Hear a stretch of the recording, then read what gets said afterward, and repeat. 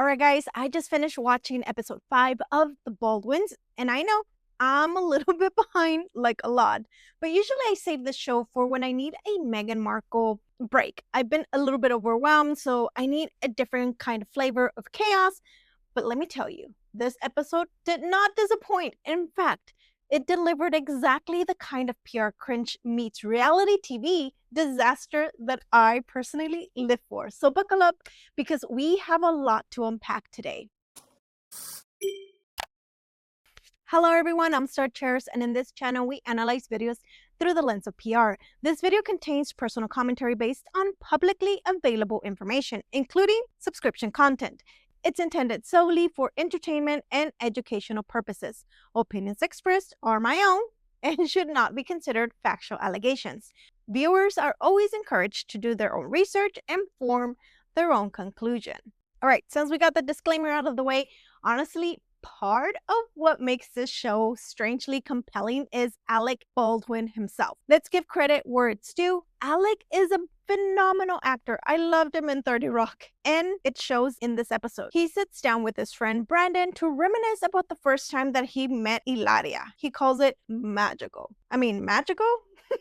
Cue the dramatic eye roll, because seriously, talk about great acting. I almost wanted to hand him an Emmy right then and there. When they're telling the story, they're sitting down in the kitchen table and he's telling his friend Brandon, but they go back to old clips of Alec and Hilaria in different instances, recounting their love story to their eldest child. It's a cute montage, but wait for it, because it gets better. When they cut back to the present, Alec is still at the kitchen table chatting with Brandon and Hilaria, and in the background, she chimes in with, and then he said, "Where are you from?" And I replied, "I'm from Boston." Oh my God, you guys, you have to see this for yourself. Roll the clip. When I met my wife, oh my God, it was just magical. I met your mother in a restaurant in New York City. She was with two friends of hers. I was with my friend Brandon. We're at this place, and with my two girlfriends, and we're drinking a glass of wine, and my friend, she hit me. She whacked me. She said, "Alec Baldwin is looking at you." And he was looking at me, and I winked at him because that's the cringiest thing that you could possibly do. But you know what? I was at least one glass of wine in. And when I was leaving, I had to walk right by him. And he took my hand and he said, "Who are you? I must know you." And I was like, okay, well, at least now he's being cringy too, because that's a really bad line. Worked like magic. Look at it. Look at us now. And then you said, "Where are you from?" And I said, "I'm from Boston." And you're like, "No, you're not." And I was like, "Actually, I am." And then that was an omen of what was to come. Now, let's pause here for a PR breakdown, because this moment deserves a standing ovation from the Baldwin family media consultant. Hilaria, I'm sorry, I'm giggling. Hilaria slipping that in, absolute chef's kiss of a PR spin. And then you said, "Where are you from?" And I said, "I'm from Boston." It's her sneaky little way of trying to rewrite history and convince us that she never tricked Alec into thinking she was from Spain. Oh no, not our Hilaria. According to her, she's been honest all along. I nearly choked on the snacks I was having when I was watching the show. This is why I can't stop giggling. I mean, are we supposed to think that she didn't sprinkle a little Mallorca magic in those early days? Come on, Hilaria. Come on. Quick break, because next we need to talk about a dinner that Hilaria had in New York with Alec's eldest child, Ireland, plus Ireland's husband and new baby. What does Hilaria decide to wear? Oh my goodness, the most scandalous black dress imaginable. Her neckline was so low, or her breasts were just so high, that it was practically an announcement. "Attention, attention, everyone at this dinner. You are legally required to notice me." That's what it seemed like. Because here's the thing. I don't know about you, but whenever I go see a friend that just had a baby, I do not think, my breasts need to be the center of attention, and my body does too. I think it's rude, but you guys decide, because here's the thing. Call me prude, but this felt wildly inappropriate. You're going to dinner with your stepdaughter and her husband and new baby. not walking the red carpet at an after party. Meanwhile, when she sits down to do interviews for the show, she's fully covered in a conservative black jean suit, hiding everything, breasts, legs, arms. But with her stepdaughter, it's a whole different story. It screams, I want attention. I would dress like a walking headline to get it. I'm like, Hilaria, calm down. Like, nobody needs to see those. Put on something. But you guys decide. I want to hear what you guys think about it. From my standpoint, this is a disaster. The contrast is too obvious to ignore. It's giving, I don't know, calculated, not casual. And it makes the whole interaction feel less like a family moment and more like a performance from Hilaria. Because trust me, Hilaria, just like Meghan, they don't do anything by accident. Now let's talk about her personality in this episode. Hilaria is painfully cringy, but dare I say it, relatable. I mean, genuinely relatable, unlike Meghan Markle. Here's the thing. Hilaria gives off energy of someone who is trying way too hard to fit in, to be liked, but she's anything but.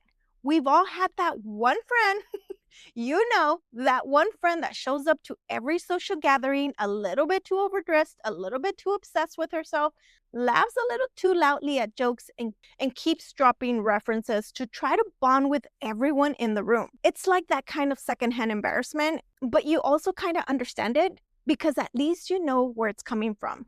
A desperate place of wanting to belong. Now, compare this to Meghan Markle. Meghan's vibe is completely different. Meghan tries to project this image of perfection and control, of calculated victimhood, where she pretends she has it all figured out while subtly placing herself above everyone else.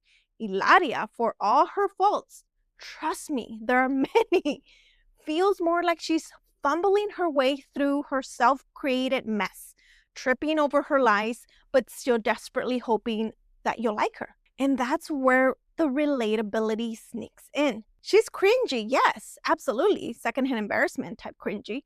She's exhausting as well, but she's also human in a way that Meghan rarely allows herself to be perceived. You can see yourself in Hilaria when she tries to be funny or when she tries too hard. Hilaria's frantic energy to maintain this persona is almost, I don't want to say it, but I will, endearing in a bizarre way because you can see through the cracks. You can see the moments where she's not in control of the narrative, where the mask slips ever so slightly.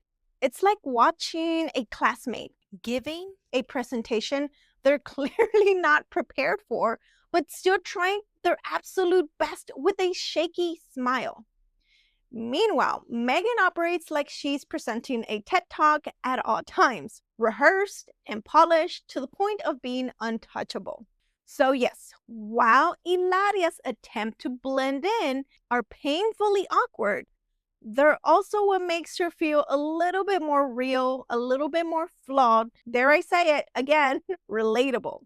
Because we've all had that moment of trying too hard, even if we're not doing it on an international television level, She's a friend who doesn't realize she's overdressed for brunch, but you let it slide because at least she showed up with enthusiasm. Meghan, on the other hand, is the friend that skipped brunch because she didn't like the table placement or didn't like the people who were invited. That said, credit where it's due. Hilaria is hands-on with her kids, even though she has 2 nannies. Yes, 2. She does show up with her kids, or at least we see it in this episode and many of the other episodes. In this one, she showed up with all her kids for the disappointment. Fully involved. She did have a nanny with her, actively parenting, and her eldest daughter, oh my gosh, her eldest daughter. She's honestly like a second little mom. She's bold, she's loud, she's opinionated.